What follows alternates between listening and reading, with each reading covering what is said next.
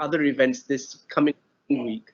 And I also want to take this opportunity to thank our sponsors for supporting this incredible work, without whom we couldn't have put together this global showcase. Thank you, and I wish you well for this event. Fast-paced social, economic, and technology-driven change is redefining our world. And having a broad range of skills, such as creativity and problem-solving, has become far more important than being able to memorize information. To redefine how our children learn and to empower them for the future, parents, teachers, and policymakers must stop overlooking a powerful part of the solution: learning through play. Play is the rocket fuel of child development, and there is a growing body of evidence to support that play is fundamental for children's positive growth and well-being over time. It is also an essential way to foster the skills required to thrive in today's world. The LEGO Foundation aims to build a future in which learning through play empowers children to become creative, engaged, lifelong learners. To do so, we work with a range of partners around the world to change the hearts and minds of all of those who influence children's lives through our programs, research, and advocacy, so they can all embrace the transformative power of play. Examples of what we do include making sure that caregivers, practitioners, and policymakers understand the importance of play, investigating, testing, and scaling new ways to bring play-based learning into homes and schools, using play to help millions of the world's most vulnerable children cope with adverse childhood experiences and toxic stress, or conducting research with some of the world's leading research institutions. Please visit our website and follow us on social media to learn more.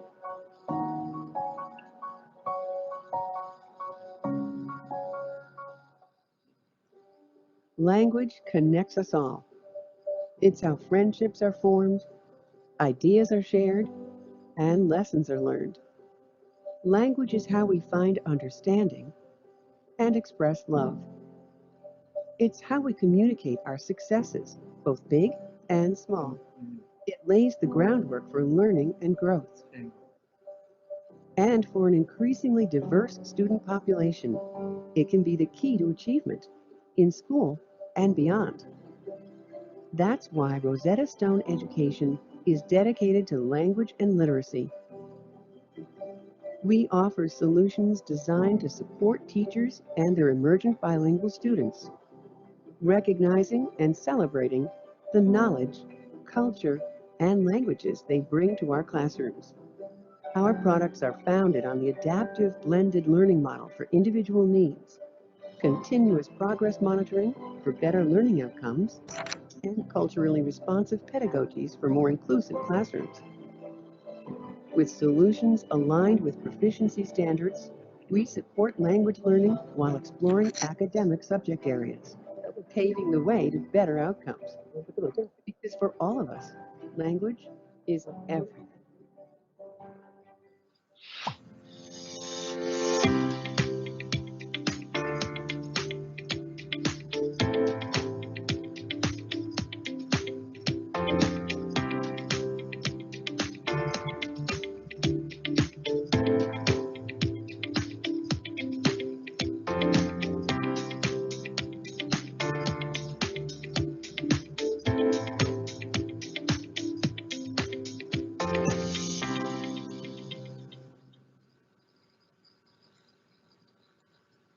Dear T4 community, we talk a lot about teachers these days, but we rarely listen to them. Therefore, I am truly excited to join the T4 World Education Week to hear from teachers and school leaders all over the world how we can impact learning together. I'm particularly looking forward to the global showcase. 100 schools sharing their expertise and best practices, I believe, will be a huge motivation for other schools around the globe. I'm equally impressed by the T4 Solutions Challenge, its finalists and their solutions to real-world issues in education. This gives me hope that we can, together, turn around education globally. The Jacobs Foundation is a proud supporter of the T4 World Education Week because we share a vision to reimagine learning and education by bringing together the brightest people who understand how children learn. Let's do this together.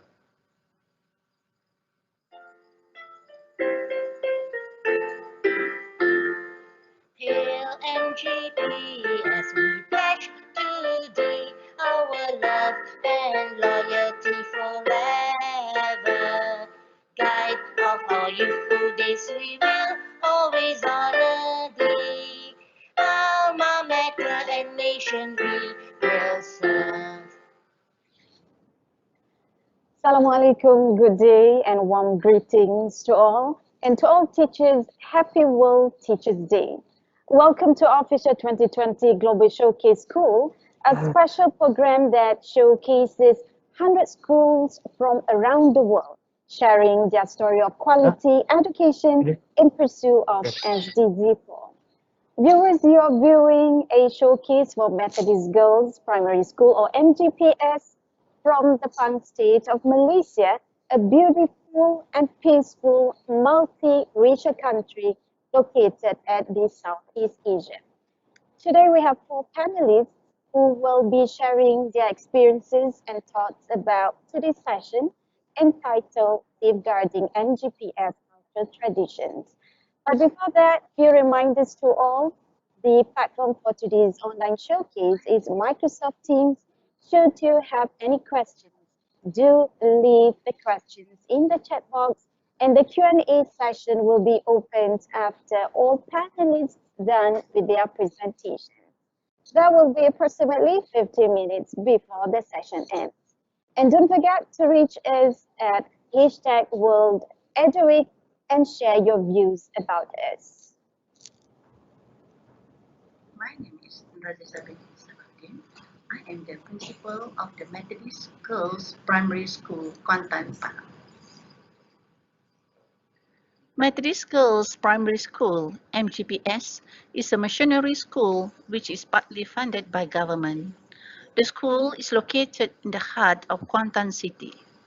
It is a girls' school where we have the mix of all kinds of income, low, middle, and high. As a multiracial country, the school has students from all kinds of races and speak different languages at home. The medium of instruction is Malay, the national language, and English as the second language. Our school is a girls' school that produces many charismatic women who contribute to the development of the country in various sectors and fields. Some of them even make names at the international stage. All programs organized lead to the well-being of students where holistic development is paramount. All 5 of our programs are conducted comprehensively and systematically, and as a result, we produce girls who are highly motivated.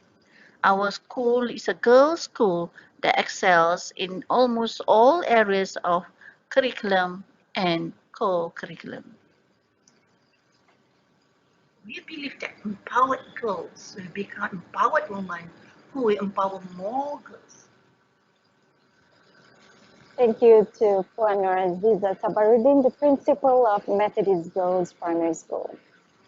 Viewers, today we have 4 panelists who will be sharing their experiences and thoughts on the session that is safeguarding MGPS cultural traditions. And let's start our session today with the first speaker. Madam Siti Mariam Sheikh Muhammad was a former student of Methodist Girls Primary School from 1973 to 1978. Her teaching career as an English teacher began 10 years later in 1998, and as luck would have it, she was posted to MGPS 3 years later in 1991. She was overjoyed and felt immense pride to be able to serve at her alma mater that shaped her childhood years. Through the years, her career grew, and her current post is first advisor to the principal in MGPS. Puan Siti Mariam, how are you doing? Hi. Okay, The question is, Methodist Girls Primary School is one of the oldest schools in the state of Pahang. And talking about quality education, I believe that the school's strong traditions have contributed to its achievement in both academic and non-academic fields. Would you mind sharing the ingredients that mold the girls to become motivated and later turn into great women? Okay, thank you, Madam Suhaila. She is one of our alumni. Okay, I would like to share. This school has produced many successful and highly confident students. All these need to be nurtured from an early stage. Therefore, this school plays the role of mentor at the basic level. There are many programs conducted in this school for students' development. Among them are 5 best practices that I will share. First is Marian Richardson's cursive handwriting. This handwriting is one of the identities and a common practice of Methodist Girls Primary School. Marian Richardson, the founder of this unique handwriting, was a British educator and author of a book on penmanship and handwriting. This handwriting was introduced way back in 1967 by the former headmistress, Miss Yap Yun Mi. The objective of this practice is to promote good penmanship among students, which in return will boost self-confidence, develop good personality, and help them to learn better. I would like to share 5 steps to replicate. First, all the teachers are taught this handwriting through short courses throughout the year. It is compulsory for them to use this handwriting during lesson. People are taught the basic fundamentals of this handwriting, example, patterns, alphabets, words, since primary 1. The skills are developed throughout the year 6 primary schooling. Pupils are able to write efficiently and beautifully. People use double lines book to specifically practice this handwriting. Pupils who produce exemplary Marian Richardson handwriting are acknowledged as a Little Miss Marian. They are celebrated and rewarded with a button badge and a certificate during school's assembly. We go on to the second best practices, the weekly traditional and cultural aerobic session. This program has been introduced to inculcate the traditional and cultural dance to the weekly aerobic session to all students of the school. The steps of the exercise have been carefully selected by the teachers with many purposes in mind. Most the purposes are to introduce the cultural dance as well as to ensure the student pose the correct posture of their body so they can live healthily in the future.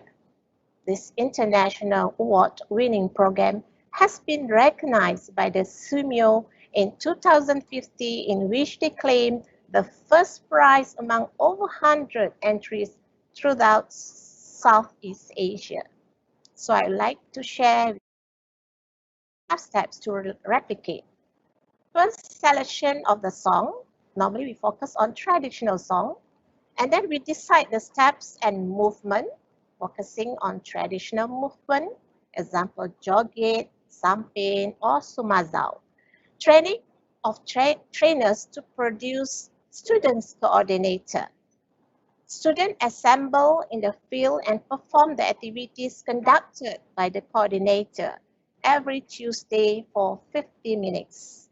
Acknowledge the senior coordinator involvement and train more junior coordinator to build up their leadership. Then we go to the third one, Yakin programs. Yakin is a program where parents volunteer to come to school and help the teachers in the class and in the library.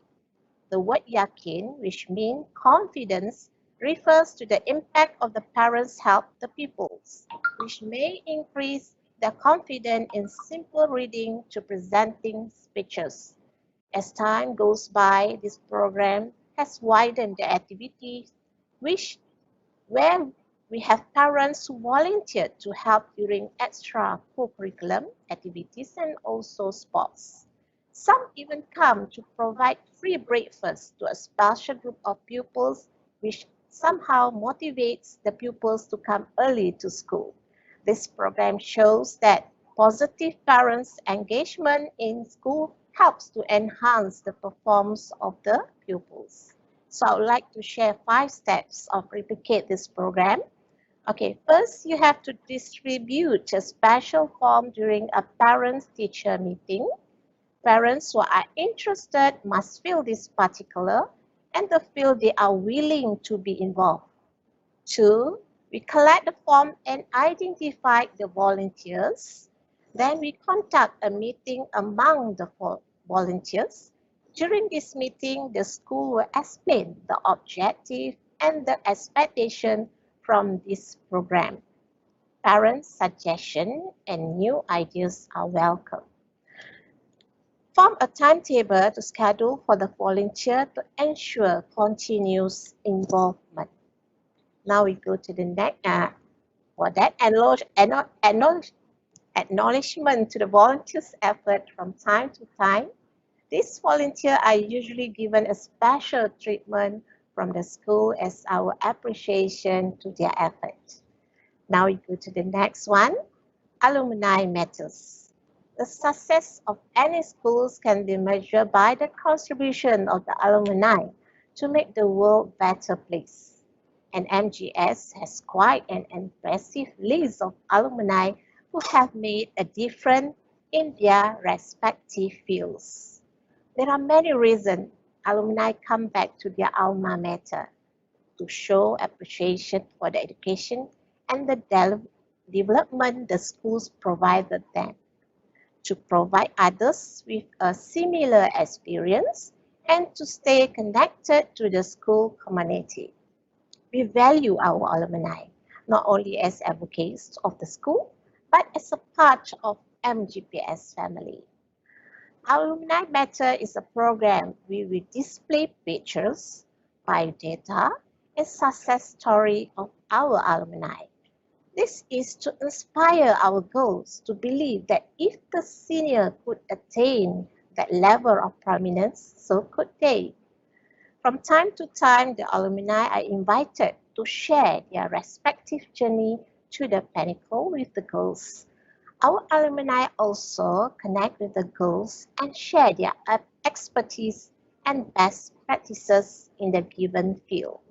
They also play an active role in voluntary programs, for instance, mentoring the student in their area of expertise. So I would like to share 5 steps to replicate alumni matters. First, you have to build a directory of alumni and then get the biodata, pictures, and success story.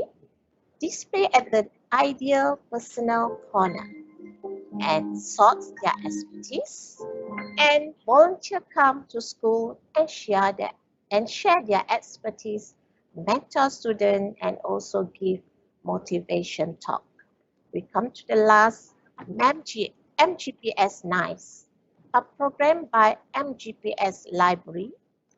MGPS Nice is acronym for Methodist Girls Primary School Network of Information, Communication and Engagement, taken to enable students to be active, involved in reading programs as students are not permitted to be in the library due to the pandemic. This online program is intended to enhance information literacy supported by family and community engagement. The object of this program is to cultivate students' interest in reading and research. Now it's 5 steps to replicate NICE. First, we have to inform the pupils and also the parents about NICE program and the objective. Second, develop a group using social media. So ours is Telegram. And then post info and tasks regularly. and then students do the tasks with their parents or siblings during their free time. Then we check and reward student works at the end of the year. We can star rating by certificate or achievement works by gold, silver, or bronze based on their quality of work. And then prizes are sponsored by National Library and educational-oriented NGO who supported this program. I have come to the end of the presentation. I'm sure all these programs have had a very good impact on the students as well as the school. We believe that safeguards our cultural tradition and principles should be instilled at a very young age so that our girls will grow up and become women with good personalities and later empower other girls and women. Thank you. Thank you to Puan Siti Mariam for the sharing. And I believe that the 5 best practices that you share consist of crucial elements or crucial features that build individuals in terms of cognitive, social, and physical growth. Okay, so we're going to move on to the next speaker. Allow me to introduce Madam Fidelia Sawai, daughter of Michael Mulo, who was born in Kuching, Sarawak, located at Borneo Island that is known for its multi-ethnicity. A graduate of bachelor degree in chemical engineering from University Malaysia Pahang, Madam Fidelia has 2 children and has been devoting herself as the Parent Teacher Association Committee in MGPS since 2015. How are you, Madam Fidelia? Thank you, Madam Sohaila. I'm doing very well. That's great. Okay, Parent Teachers Association is regarded as an important functional social system that supports school. It has been proven in many studies that the roles of the Parent Teachers Association have left tremendous impacts on the school achievement. Would you mind sharing your experiences and involvements for about 5 years as a parent in Methodist Girls Primary School? Yeah. Thank you, Madam Sohaila, for the introduction. It's my great pleasure to share with you my experiences and involvement as a parent in this school. I would like to focus my talk on the roles of parents, particularly in the Yakin program in this school. First of all, this program started when some parents volunteered to come to school to help the Year 1 students to learn how to read after school hours. Not long after that, some parents contributed their time and knowledge in public speaking and also sports. The Yakin program came out with another program for the Year 6 students, which I was heavily involved in before the pandemic struck our country. For your information, every year, all the Year 6 students in Malaysia will sit for UPSR exam at the end of the year around September time. Therefore, the school needs to finish the Year 6 syllabus and also do revision for their 2 previous years. We as parents can help the school in preparing these students for these important exams. So the school decided to have a breakfast program for them.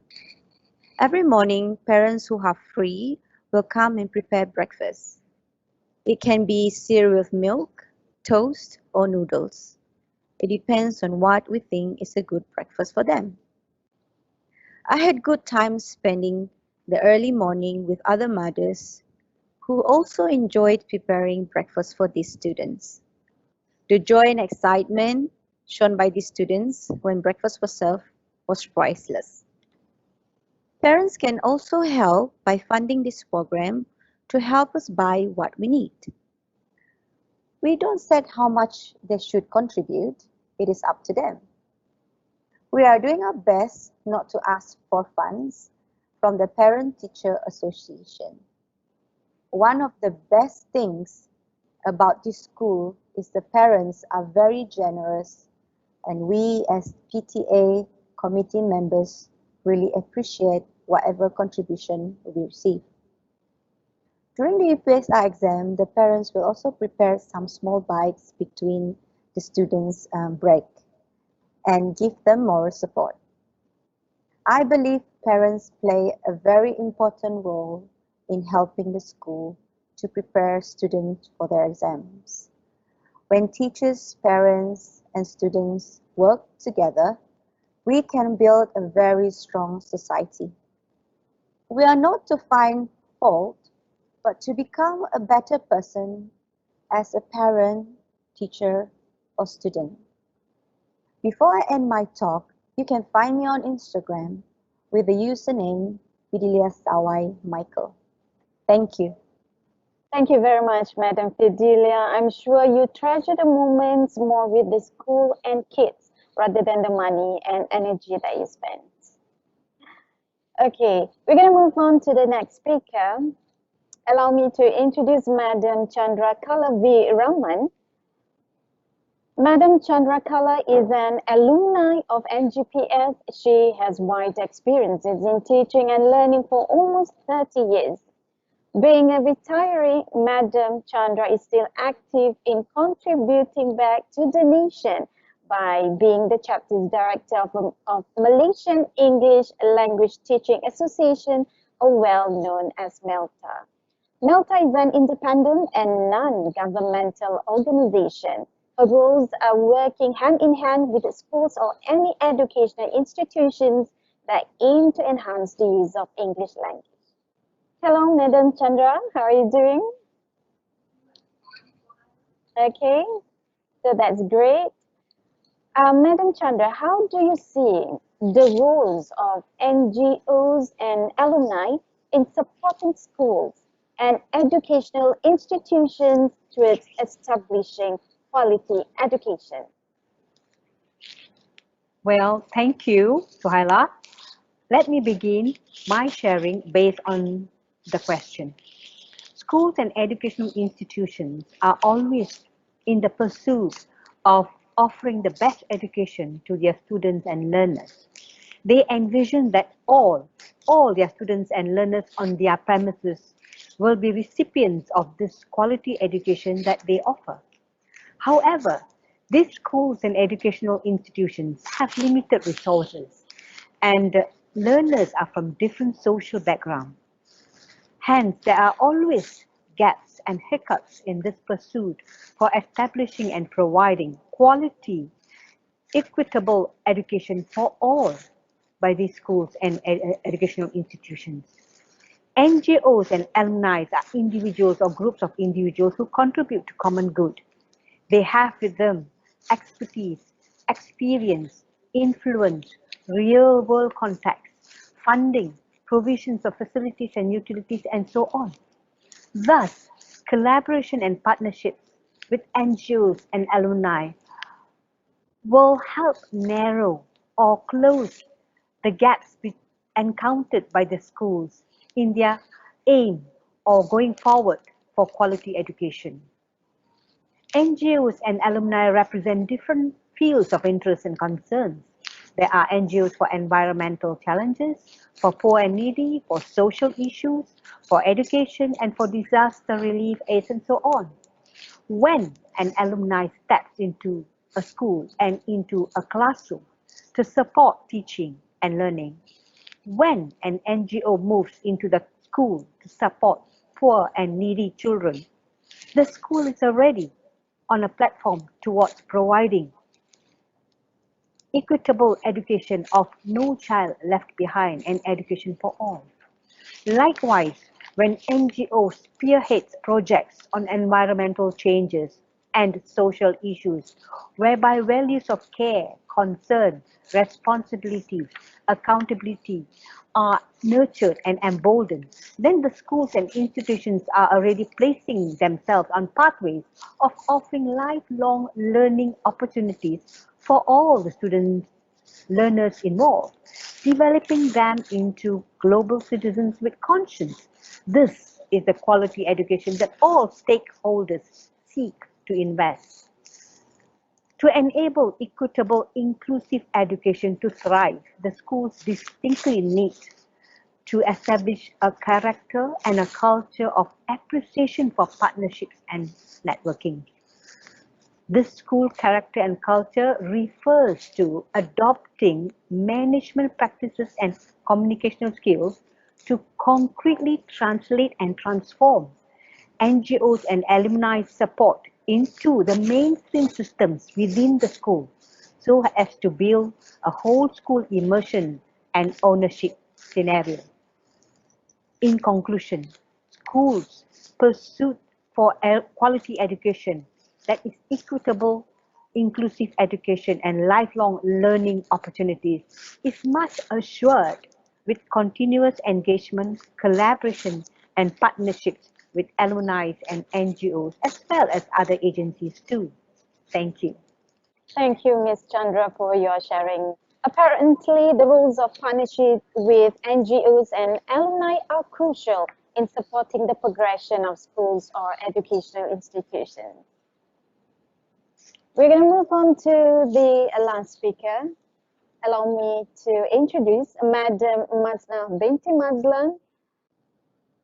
Madam Mazna Binti Mazlan is one of the Vice President of National Council of Women Organization or NCWO.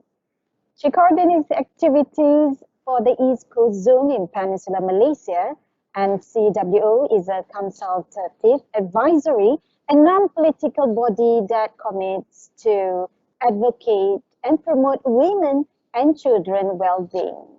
She had also involved as the State Minister and the Federal Deputy Minister who involved in the formulation and implementation of the national policy. How are you, Madam Mazlan? Thank you, Suhaila. Doing good? I'm fine, thank you. All right, that's great. Madam Mazlan, from your point of view, what are the existing policies set by the government with regards to empowering women for the sake of gender? Thank you. Assalamualaikum and greetings to all. It is a pleasure to be here and to share what is encompassed in SDG 4, where it aims to ensure no one is left behind in education. There's equal opportunity in education for all. And here is specifically aimed not to just give any education, but quality education, and also to promote lifelong learning.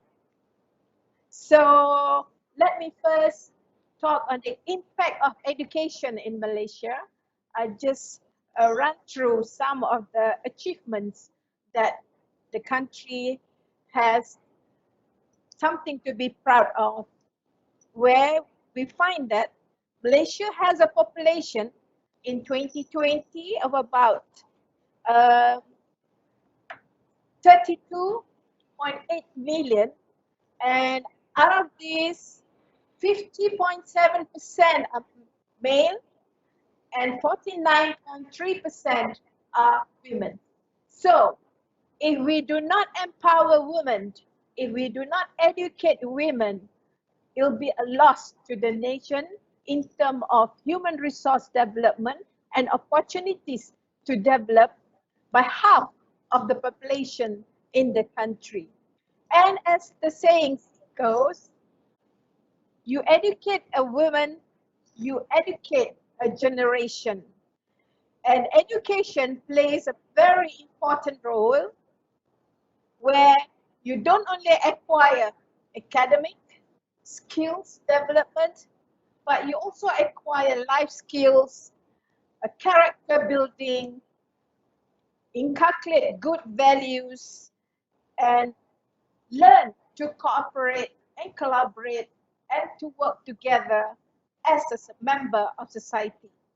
So if you look at the labor force in Malaysia, we find that there's 2.7 million women who are in the labor force today, and that's quite a big number, and there's many more that can participate given the opportunities And if you look at the literacy rate in the country, and it is very encouraging to find that in the age range of 15 to 24, there are 96.7% male and 97.4% are female.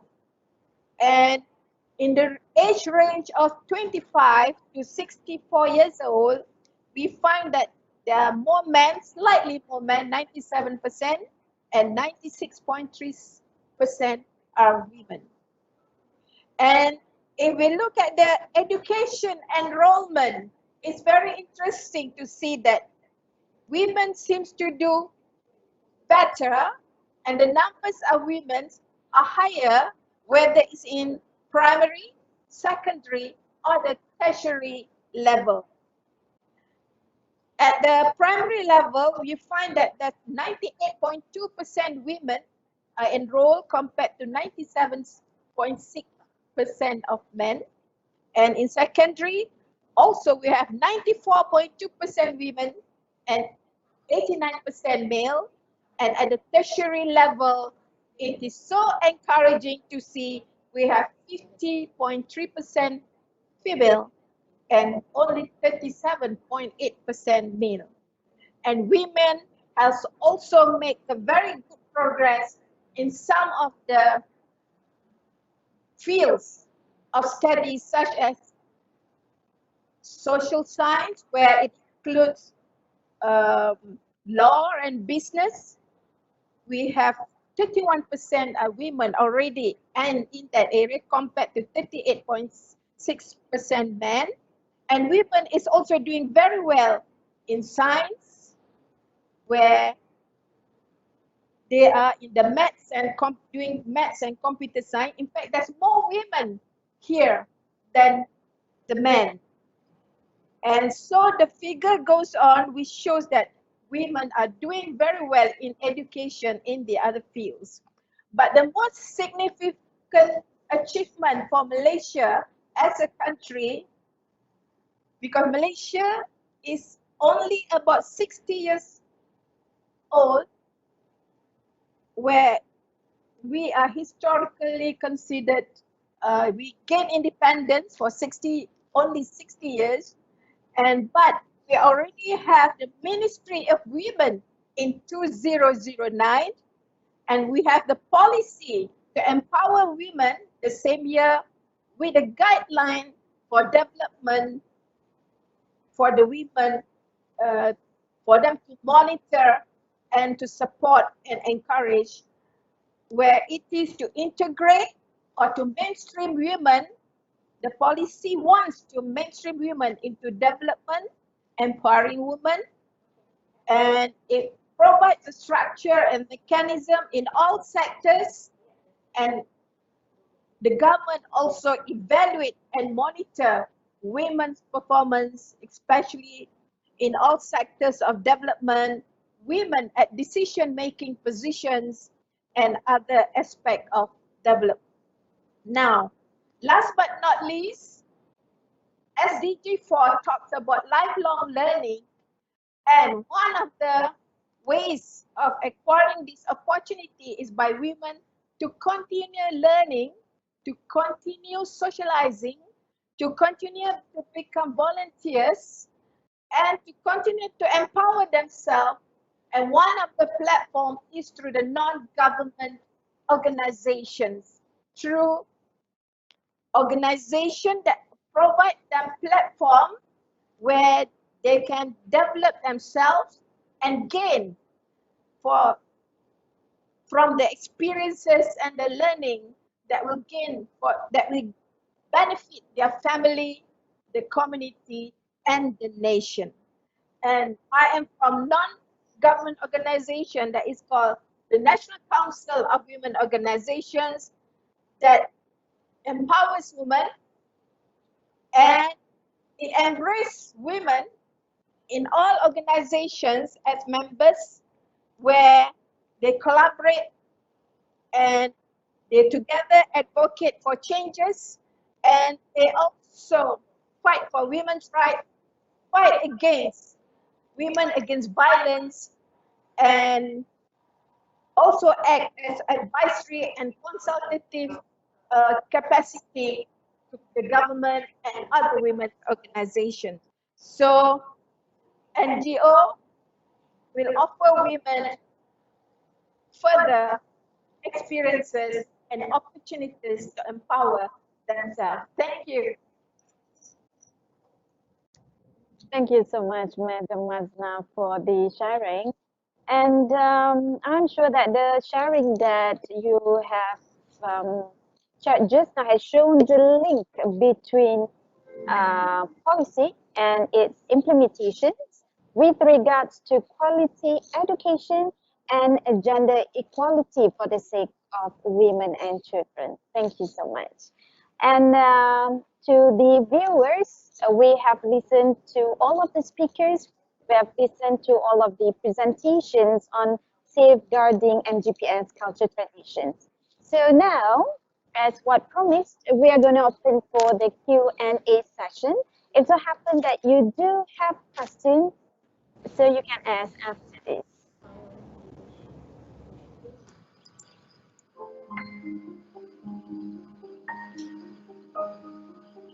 Yakin is a program where parents come to school and volunteer to help teachers in the class and in the library. The word yakin, which means confidence, refers to the impact of the parents' help to pupils, which may increase their confidence in simple readings to presenting speeches. As time goes by, this program has widened the activities where we have parents who volunteer to help during extracurricular activities and sports. Some even come to provide free breakfast to a special group of pupils, which somehow motivates the pupils to come early to school. This program shows that positive parents' engagement in school helps to enhance the performance of the pupils.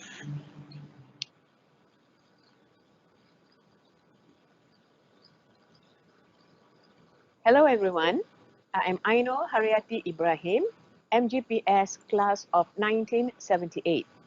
I am currently an associate professor at the Center for Modern Languages, University Malaysia, Pahang. The success of any schools can be measured by the contributions of the alumni to make the world a better place. And MGPS has quite an impressive list of alumni who have made a difference in their respective fields. There are many reasons alumni give back to their alma mater. To show appreciation for the education and development the school provided them, to provide others with a similar experience, and to stay connected to the school community. We value our alumni not only as advocates of the school, but also as a part of our MGPS family. Alumni Matters is a program where we display pictures, biodata, and success stories of our alumni. This is to inspire our girls to believe that if the seniors could attain that level of prominence, so could they. From time to time, the alumni are invited to share their respective journeys to the pinnacle with the girls. Our alumni also connect with the girls and share their expertise and best practices in a given field. They also play an active role in voluntary programs, for instance, mentoring the students in their areas of expertise. And with that, I would like to quote John F. Kennedy. The success of any school can be measured by the contribution the alumni make to our national life. Thank you.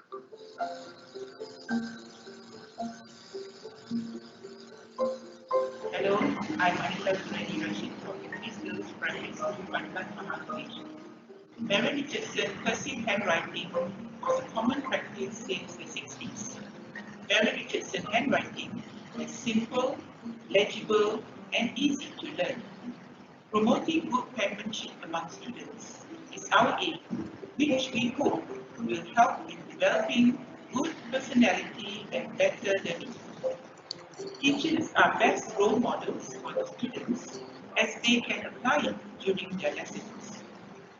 Good handwriting skill can lead to a stronger or better academic performance, which then creates educational empowerment.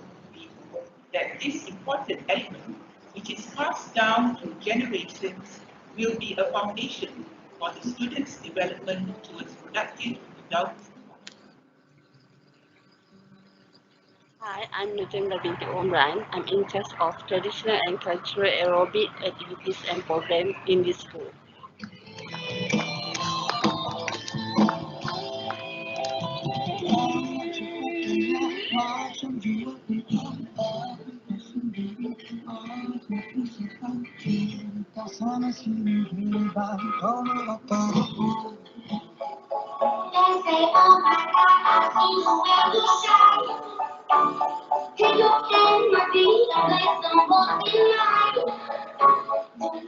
This program has been introduced to inculcate the traditional and cultural dance to the weekly aerobic session to all students of the school. The steps of this exercise have been carefully selected by the teachers with many purposes in mind. Among the purposes are to introduce the cultural dance as well as to ensure the student post the correctly posture of their body so that they can live healthily in the future. This international award-winning program has been recognized by SIMEO in 2015, in which they claimed the first prize among over 100 entries throughout Southeast Asia. In children's well-being, dance gracefully, live happily, and stay happy.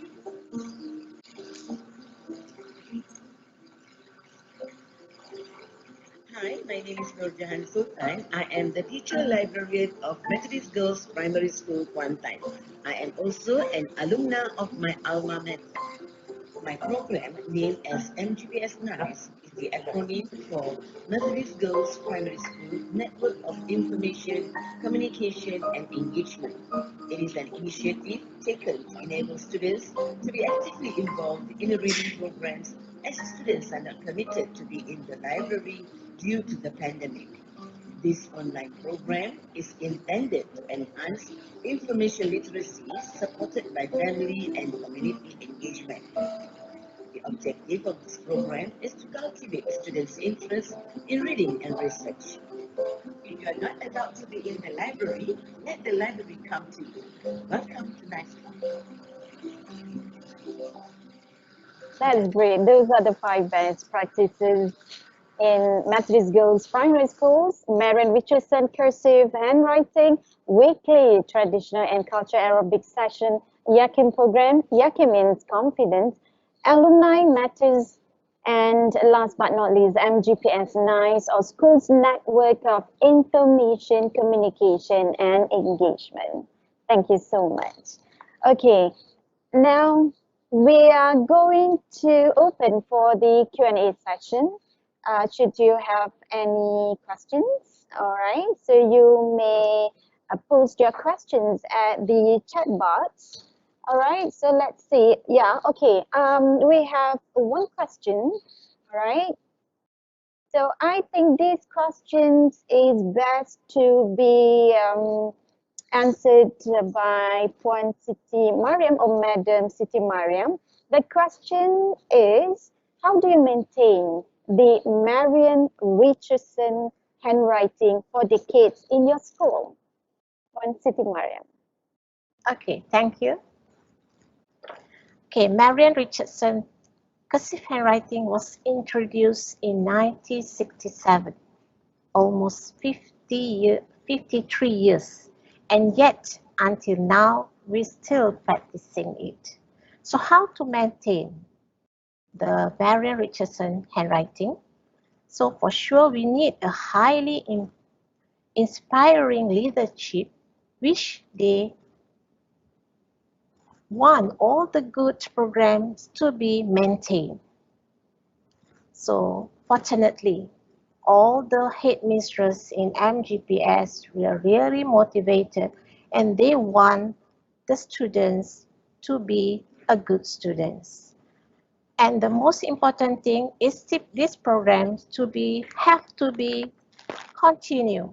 The most important thing, we have to train the teacher.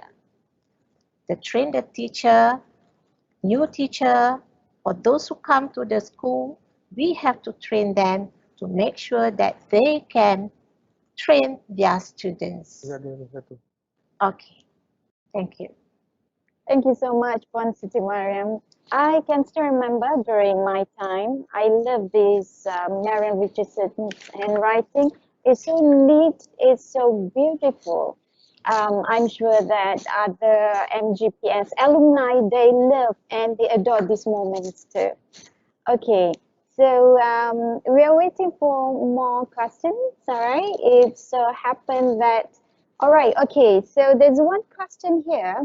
What kind of program that can attract parents to join school programs?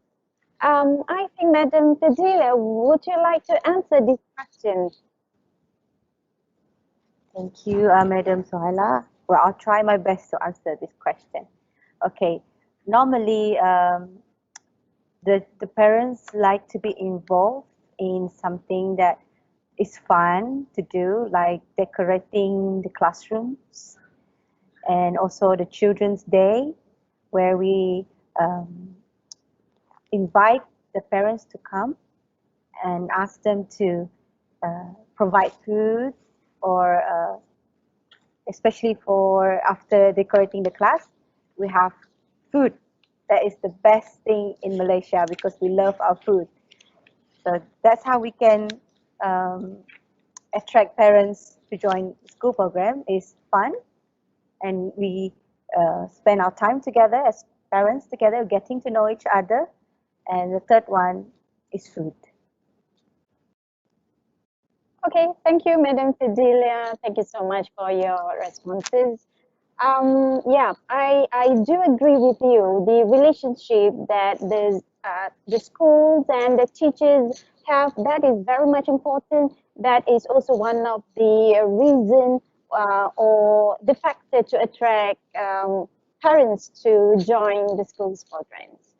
Okay, so I think this will be our last question.